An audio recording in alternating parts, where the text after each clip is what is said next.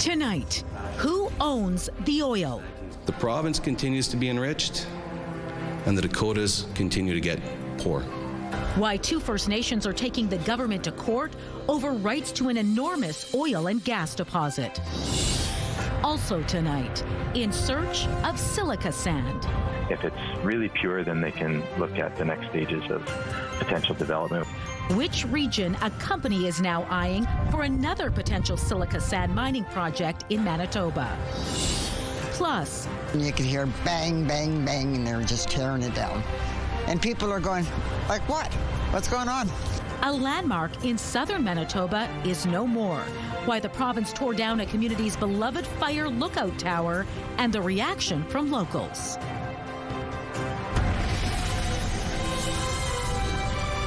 CTV News. Live from downtown Winnipeg with Marilee Caruso. Good evening. Thanks for joining us. 2 Manitoba First Nations are suing the federal and provincial governments over oil and natural gas rights. In a claim filed last week, they say the rights were given away without proper consultation. Standing by live with more is CTV's Harrison Shin. So Harrison, what are the First Nations asking for?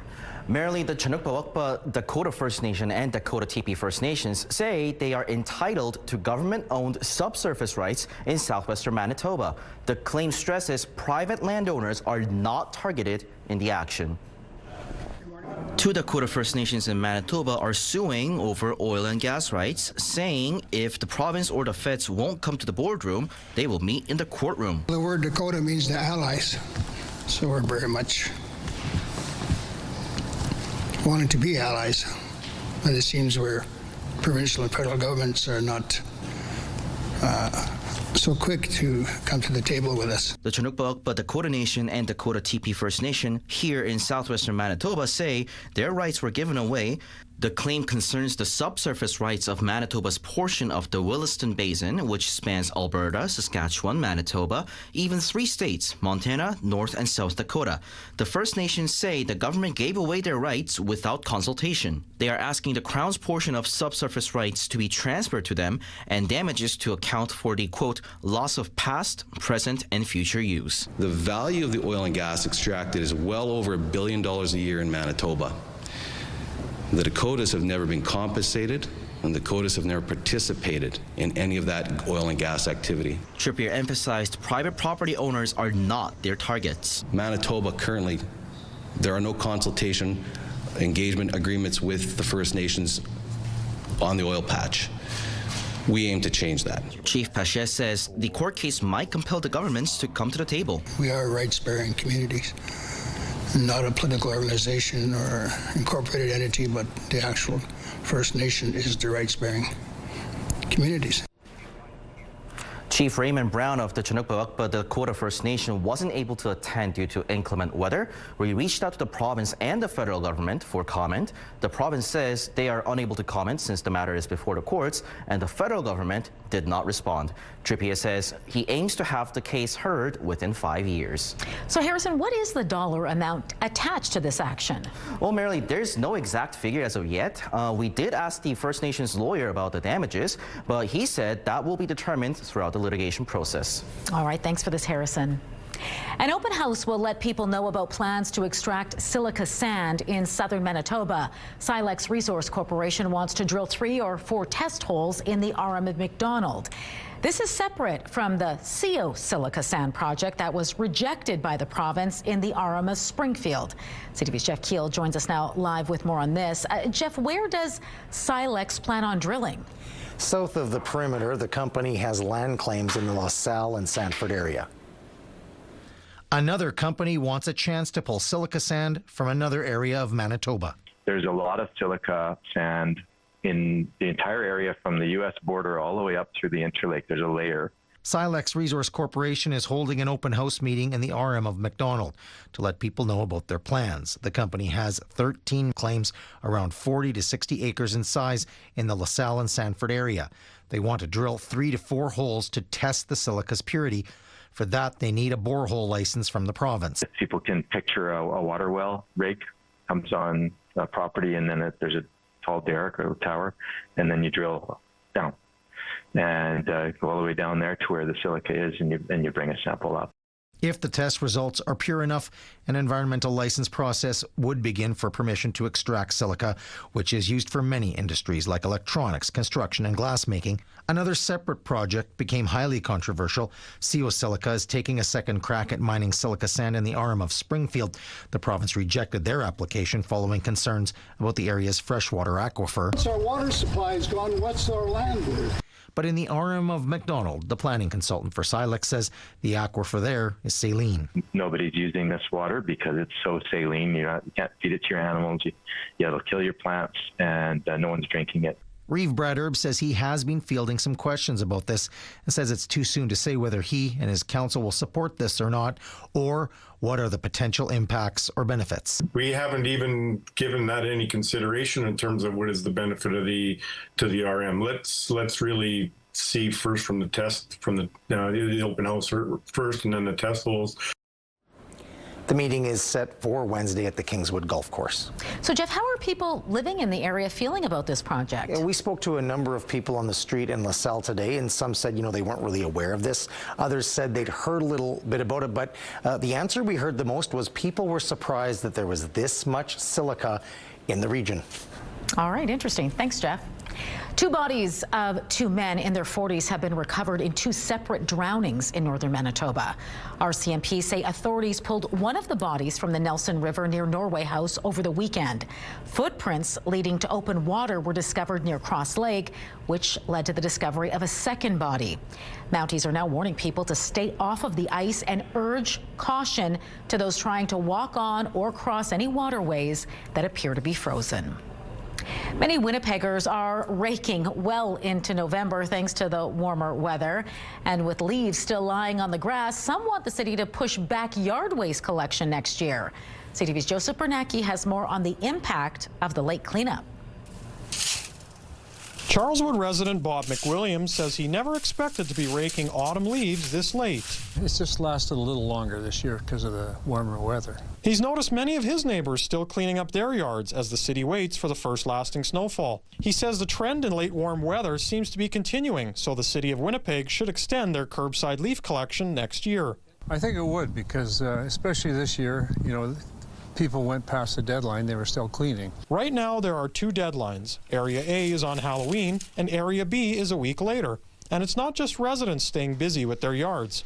Grant Newman, owner of Maintenance Brothers, says he has never been to this many homes this time of year helping customers get rid of their leaves. On average, we usually do about 100 to 150 a year. We've almost done 200 this year because of the way the weather's been. He says it was very unusual working this late into the year, so late that leaf removals may overlap with snow removal. His last leaf collections were November 21st, weeks after the city deadline. I heard a lot of people, they called me to pick up their stuff because the city already finished their cleanups. Ross Eady, City of Winnipeg Waste and Water Committee Chair, says the city did extend the deadline for a second year, but warm weather is hard to predict, and so scheduling can be a challenge. You have to do it fairly in advance to let the company know they're going to have crews out there picking up yard waste. So there is some difficulty in hindsight. Joseph Bernacki, CTV News, Winnipeg. Well, mark your calendars because the city's annual winter parking ban returns next week. The ban begins at 2 a.m. Wednesday, December 3rd. It means parking will be prohibited on designated streets between 2 and 7 a.m., regardless of what the weather is like. You risk a $100 ticket and the cost of a tow if you don't follow the rules. Find out more about parking bans in your area. You can visit the city's website, contact 311, or download the Know Your Zone app. Colleen, I got snow on my mind because I know you're tracking some. Well, not in Winnipeg at this point, but there is some snow that's been moving along closer to the international border. And I'll show you too, it's moving east into northwestern Ontario. So it's clipping the southwestern part of Manitoba, moving into Ontario as well. Closer though to the international border for the most part, the more substantial precipitation by far is on the other side of that U.S. border. But will there be more in the forecast for Winnipeg? Well, I'll have to show you that. One thing I can give you you a hint on. That warm weather trend that was being referred to in Joseph's story, well, that is coming to an end. I'll show you how fast that will be happening coming up. But let's take a look right now through the Bath Fitter Live Eye. Bath Fitter, your bath and shower experts for more than 40 years. In Winnipeg right now, cloudy. The camera's moving around a bit there, and those winds out of the north at 27 kilometers an hour. That's producing a wind chill that makes it feel like -10. The pressure is rising, and the humidity right now, Marilee, is 85%. Thanks, Colleen. A 28-year-old man is facing charges after a brutal assault at a St. Boniface gas station. Police say it all began when a woman backed her vehicle into another car at a gas station on La Jamodier Boulevard in the early morning of November 2nd. The owner of the second vehicle, a 61-year-old man, went inside the store to call police when investigators say a suspect who was with the woman followed him inside and assaulted him. He was knocked unconscious, and police say he will need multiple surgeries as a result. The suspect was arrested Sunday and is charged with mischief and aggravated assault. Tonight, the Premier is promising the province will cover the expensive treatments required by a Manitoba man with a rare disease. It comes after 30-year-old Jeremy Bray made a plea to the province as his coverage through the drug company was set to end in the coming weeks. We have been in touch with Roche, the drug company that had been providing this medication. And I gather that there's some progress being made, and so I'm happy to share with the House and with all Manitobans that you are going to get the coverage of this probably for another year as we push to make sure that the federal drug regulator does their job in gathering the evidence of this next step. Bray lives with spinal muscular atrophy and is using a medication called Risdiplam to treat it. It is not yet approved by Canada's drug agency for people older than 25. With his free coverage from the manufacturer coming to an end, Bray would have been on the hook for upwards of $300,000 a year to continue using it. His request was denied on Monday, but as you just heard from the Premier, the province is now promising to cover that drug for at least another year. Opposition leader Abhi Khan says Bray needs more certainty than what the Premier is offering. It's not clear to me. It wasn't clear to anyone in the chamber, and it's not clear to Jeremy. I just got off the phone with him about half an hour ago, and he said he is unclear of the details. He just said that they're going to work on some sort of coverage. He was at the HSC hospital actually getting some more tests done, and he's unsure. The Premier says a lot of the work on files such as this happened behind the scenes, and his administration is continuing to work with the drug manufacturer. Like a movie sequel no one wants, the province is warning this summer's wildfires could make a comeback next summer. That's because even though it's now late November, there are actually still 66 active fires burning in Manitoba. 10 are getting a full response by the province. Officials say a decent snowfall should extinguish many of them. However, it is possible some could burn underground where moisture from rain and snow can't reach them. Then, when conditions warm up and dry out, those fires could flare up. The province says it will fly over higher risk areas in the spring to monitor for any early activity. A landmark in southeastern Manitoba is gone. Earlier this month, the province demolished a fire tower in the town of Woodridge without notice, and the loss has left a hole in the community. CTV's Daniel Helmerson explains. There aren't too many landmarks in the town of Woodridge, so when the historic fire tower that loomed over the southeastern Manitoba community was abruptly removed earlier this month, residents were outraged. All of a sudden you could hear bang, bang, bang, and they're just tearing it down. And people are going, like, what? What's going on? No notice at all. Luann Hora and her husband Russ Rudy live just across Highway 210 from where the fire tower stood. They say it was an attraction for residents, visitors, and outdoor enthusiasts. People would go there, take pictures, have a picnic down below it. Kids would love it. It's been there forever and ever and ever, and it's gone. For decades, the Lookout Tower was used to spot wildfires in Sandylands Provincial Forest until 2010 when new technology took over. They had taken down all of the other towers. We were under the impression they'd likely leave it, but I'm assuming that it's likely liability is what made their decision. A provincial spokesperson says the tower was demolished on November 12th due to safety concerns raised about people climbing the structure in an unsafe manner. RM of Piney Ward Councillor Ken Prosue says that did happen from time to time. About a month ago is when I had passed by and there was a young couple here and they were climbing on the tower. But he says the province should have consulted residents or at least provided public notice before deciding to tear the tower down. Luann Horace says that would have at least given people a chance to say goodbye. I think people would maybe gotten to get pictures taken with it, but it was just a slap in the face. Daniel Halmerson, CTV News, Woodridge, Manitoba. Winnipeg is running out of capacity for its sewage system faster than previously thought. The capacity is measured in people equivalents, and according to the Public Service, it normally decreases by 10,000 a year. According to a new report, though, the system can accommodate another 40,000 people, and the Public Service expects capacity could be reached by late 2029. Just last year, though, it was said there was capacity for 60,000 people, meaning it jumped by twice the average rate. There are some variables at play, such as the city's rate of population growth and whether or not upgrades at the city's treatment plants will be ready on time. The province, along with the federal government, is spending more than $75 million for rural water and wastewater infrastructure projects. This is really about the cost of living, right? The more that we can build infrastructure in your communities, the more affordable life is going to be for your ratepayers. The money is being spread out among 5 regional projects. It includes $22 million for the Pembina Valley Water Co-op Capital Plan, $44 million for water and wastewater upgrades in southeast Manitoba, and $4.5 million for a sewer line from Morden to Winkler. The province says upgrading this critical infrastructure will help the rural communities grow.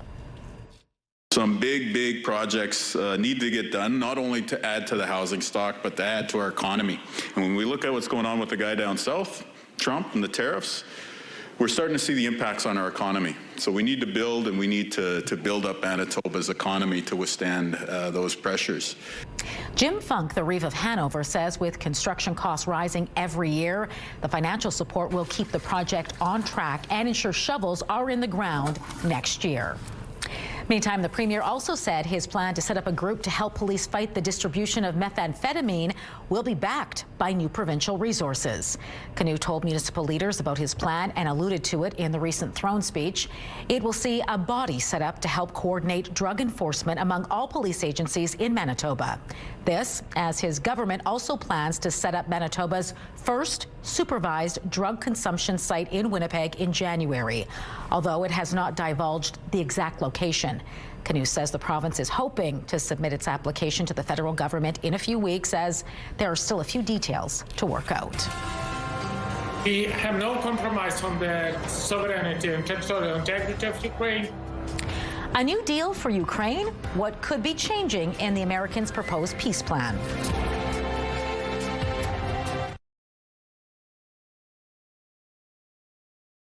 When you give a child a winter coat, you give them the means to go to school on a cold day, a chance to play outside, because no child should be freezing cold. Donate to Coats for Kids, proudly sponsored by United Way Winnipeg and CTV. Equifax says credit card balances are expected to peak in December, with missed payments already on the rise as we head into the holidays.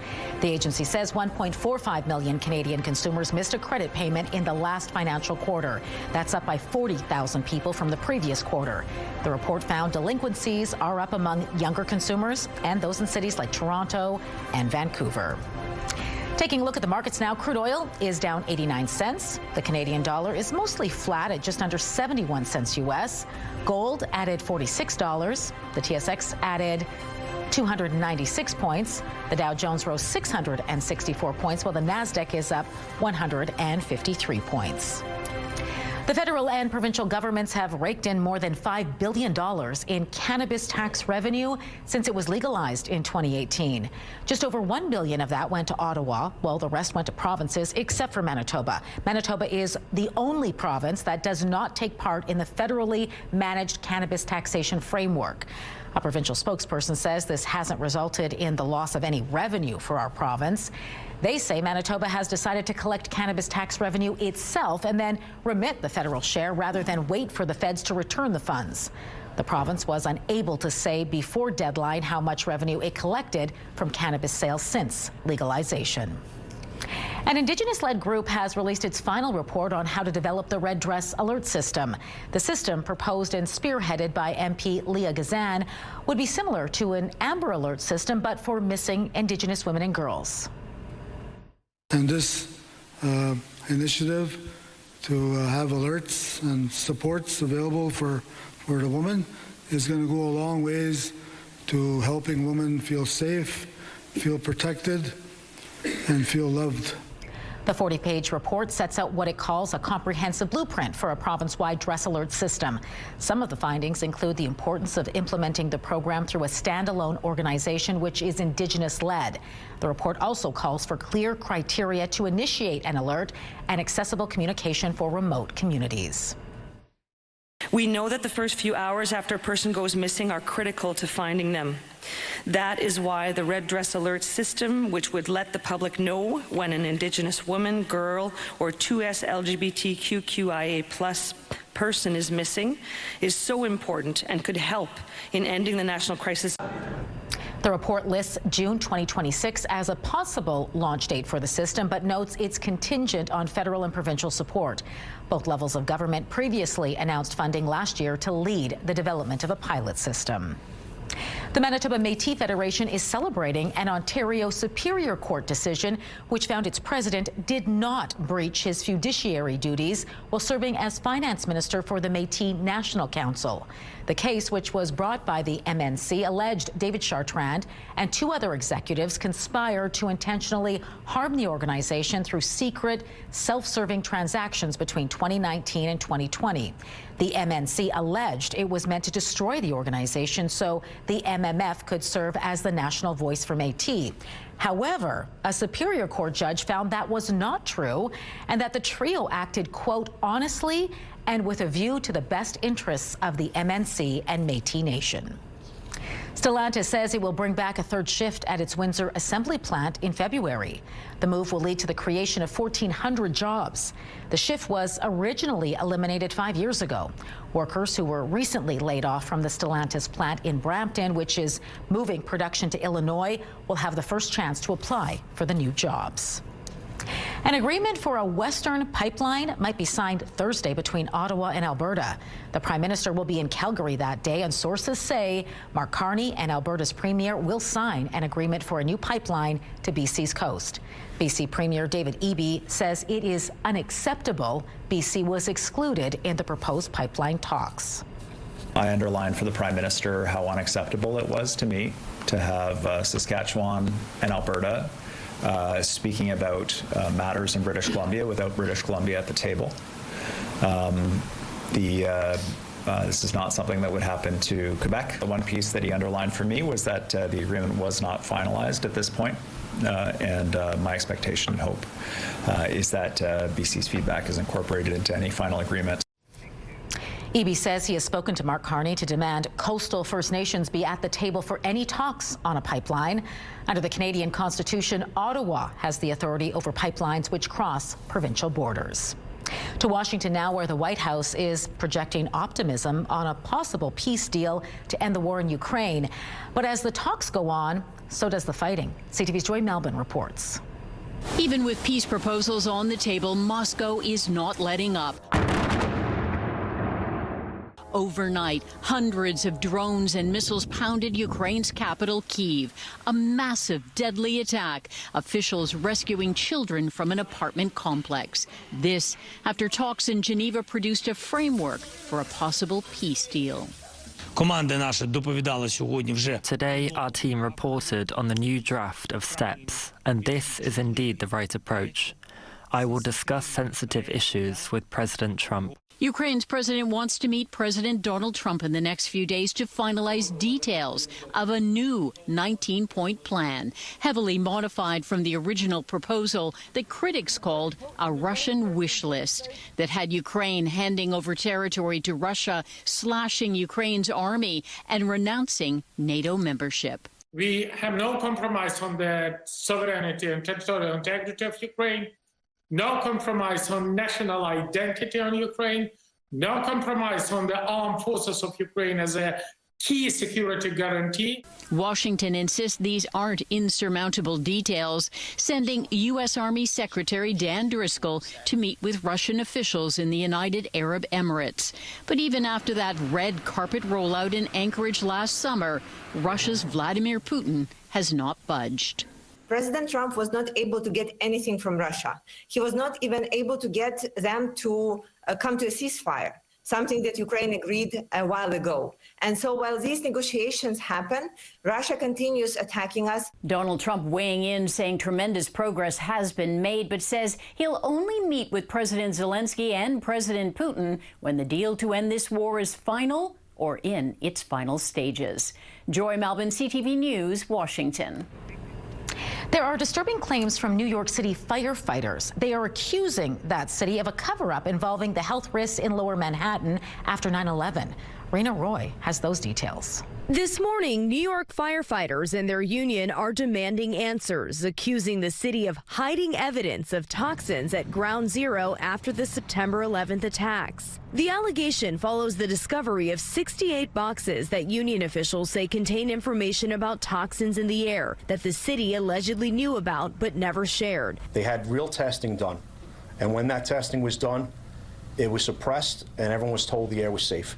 People would have made different choices. The group claims the documents contain life and death data and prove city leaders at the time knew about asbestos in the air but concealed the information. We really need to know who lied then and who kept this lie alive. Since 9/11, about 400 members of the New York Fire Department have died from illnesses linked to Ground Zero toxins, with thousands of other people potentially exposed. The city has declined to discuss the documents, citing ongoing litigation with first responders and their families. But the city saying we remain dedicated to getting 9/11 victims and their families the answers they need. The city says it's working out a schedule to continue releasing more documents about the toxins. Rena Roy, ABC News, New York.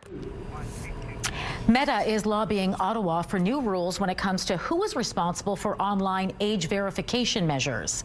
The company argues the App Store should verify users' ages instead of individual platforms like Facebook or Instagram.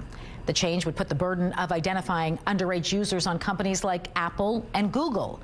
The idea is app stores would have to send a signal to app developers indicating whether users are older than 18. Meta Canada wants the Liberal government to include the change in upcoming legislation dealing with online safety issues. A long-standing Thanksgiving tradition at the White House took place today for two very lucky birds.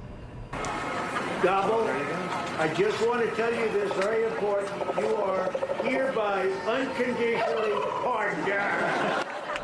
Sounds pretty happy about that. U.S. President Donald Trump spared those two turkeys from the dinner table this year, although only one of them is chosen to receive a pardon during the Rose Garden ceremony, and that was Gobble. His buddy Waddle will also return with him to North Carolina to live at State University. Colleen Jones, a little redirect. Saying goodbye to a Canadian curling legend, the legacy left behind by Colleen Jones. And those temperatures, as I mentioned, they are going to get colder, as you might expect at this time of year. It's been a good run of mild temperatures, but now we're getting back to normal. Thursday, -6, a mix of sun and cloud. A little bit colder on Friday, -7, easing you into a colder start to the weekend with a high of -8 on Saturday. And then comes a bit more of a noticeable change. -12 by Sunday for a daytime high, increasing clouds in the afternoon. We'll do that again on Monday.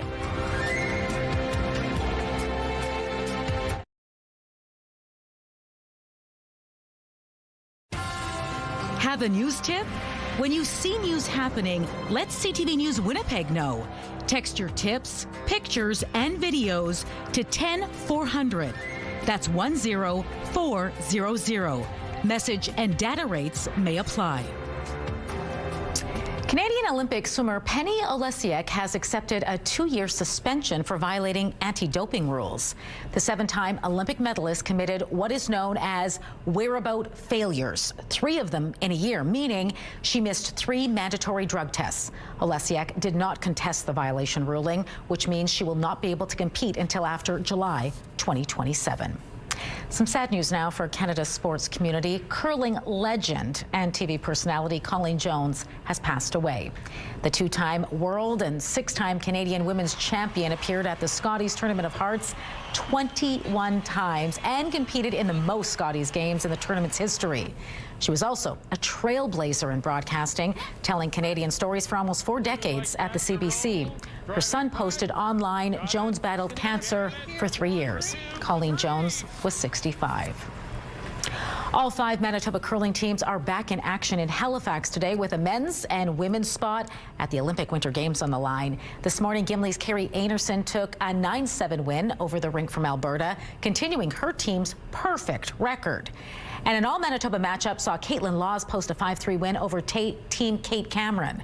On the men's side, Jordan McDonald's rink narrowly lost to Brad Gushu 8-6, those final 2 points coming from an extra end. And Matt Dunstone suffered his first defeat of the tournament, falling 5-4 to Kevin Cooey. All 3 of the Manitoba women's teams are back in action tonight. Those games got underway just a short time ago.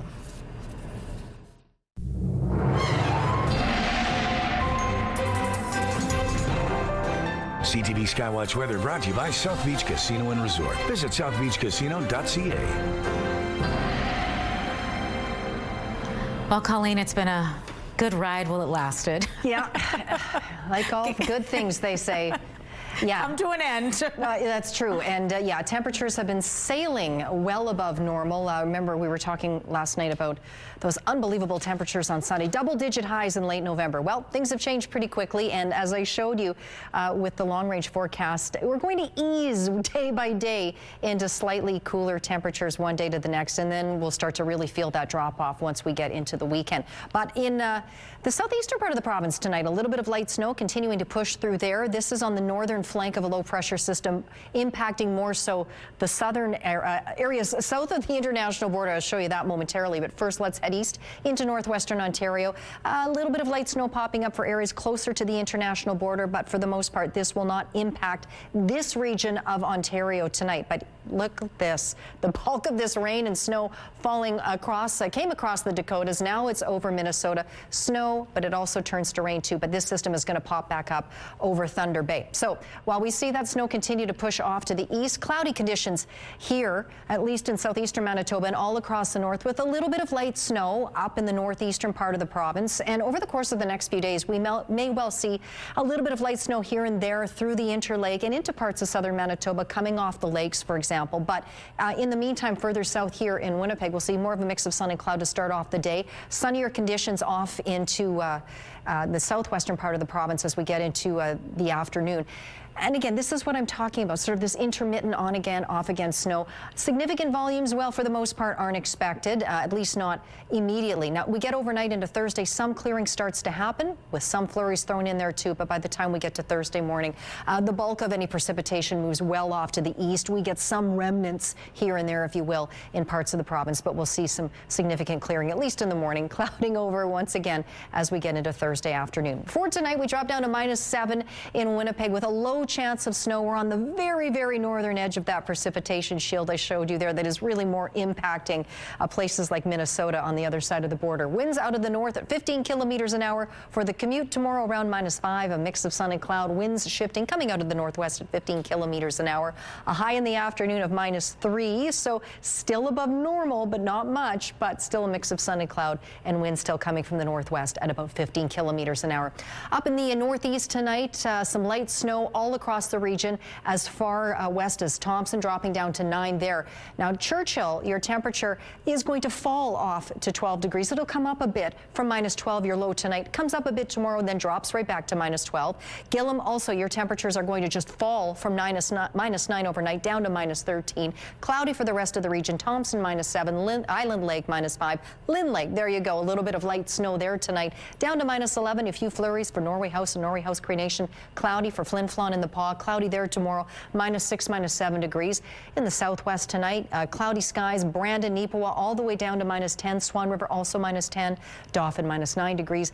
Clouds stick around for the most part, more so around Dauphin and Swan River. Those communities headed to -3. Brandon and Neepawa also heading to -3 degrees under a mix of sun and cloud.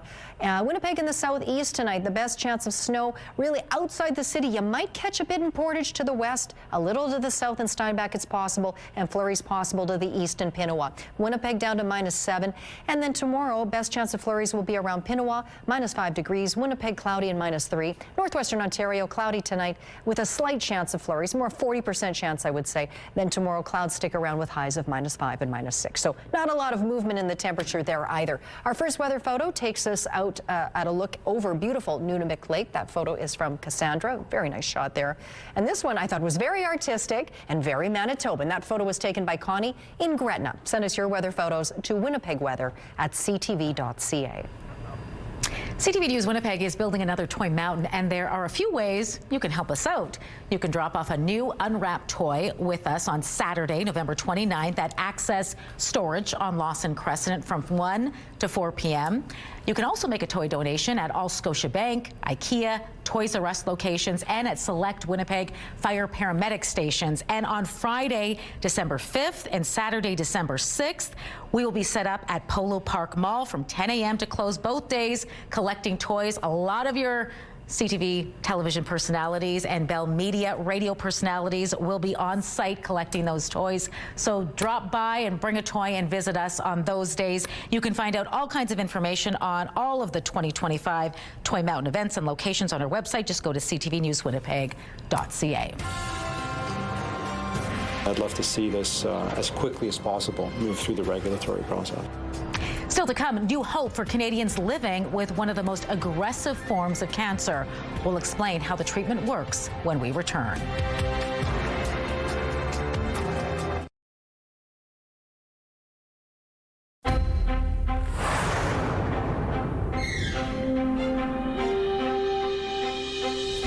The federal government isn't committing to the expert roadmap for a national pharmacare system.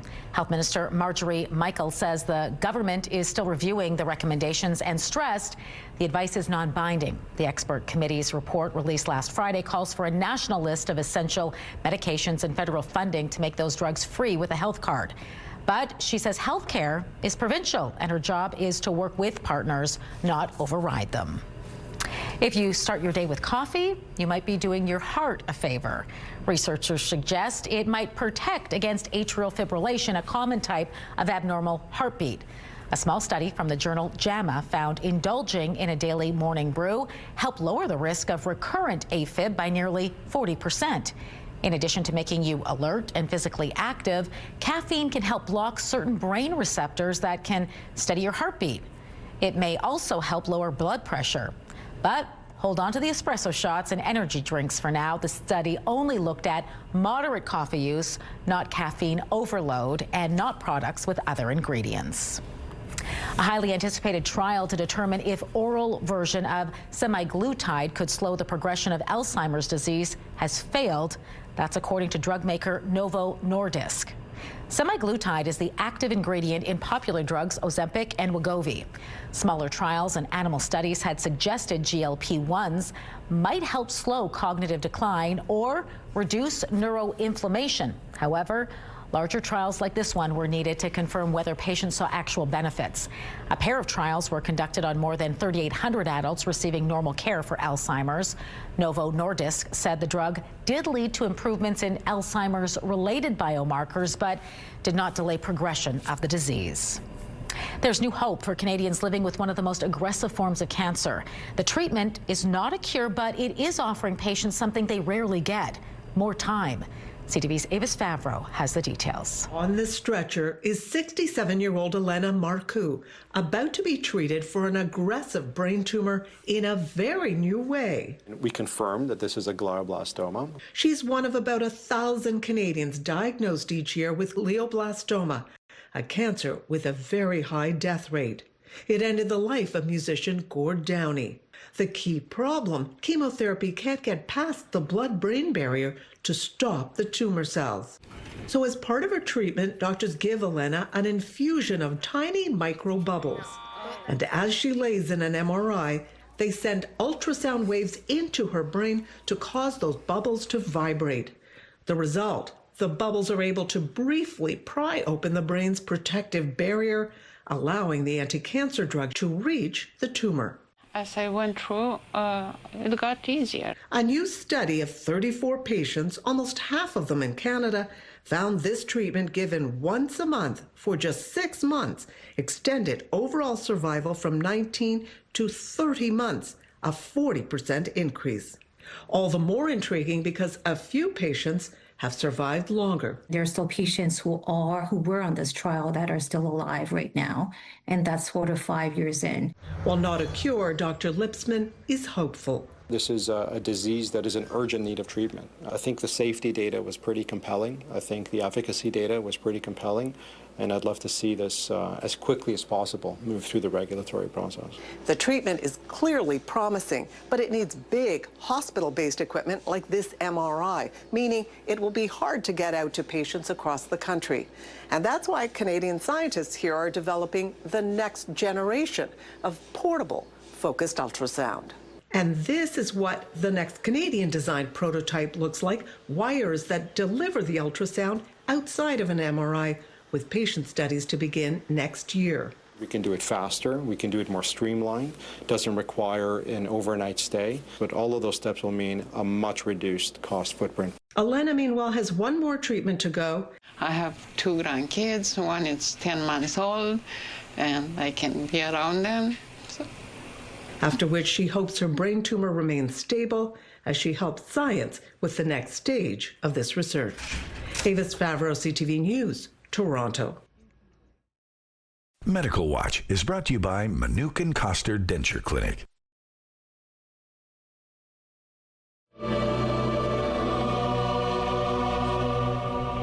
The Winnipeg Philharmonic Choir is about to kick off its new season with a Caribbean flair, what you can expect and when to catch the show coming up in Spotlight.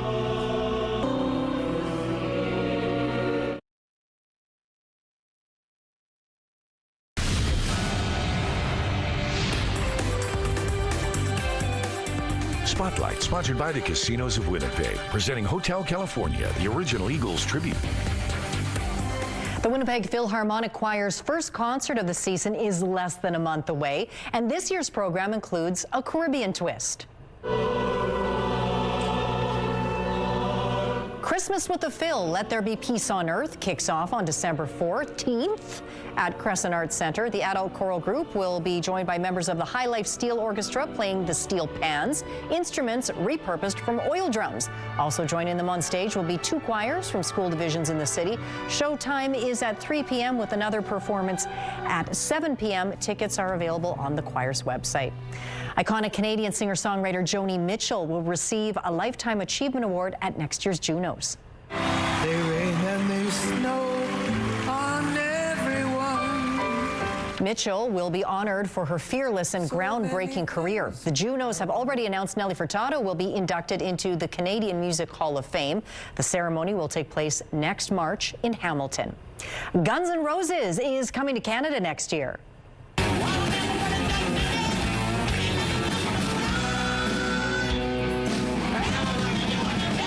The legendary hard rock band has just announced more than 60 tour dates. The last time they were on stage together was 2023. The tour also comes with 2 brand new singles, Nothing and Atlas, both out next week. So far, anyway, 3 Canadian stops on the list: Toronto, Vancouver, and Edmonton in August. Hopefully a Winnipeg date will be added. We'll see. Your primetime lineup starts at 7 with E-Talk and The Big Bang Theory. MasterChef Canada, to be specific. That heats things up at 8. Catch The Traders Canada at 9, and 911 wraps things up at 10. All right here tonight on CTV. The CTV Primetime lineup is brought to you by Strictly Amish, exclusively in Arborg, Manitoba. Would you be willing to go under the knife if your surgeon was thousands of miles away? It just happened in what's being called a medical first. Those details still ahead.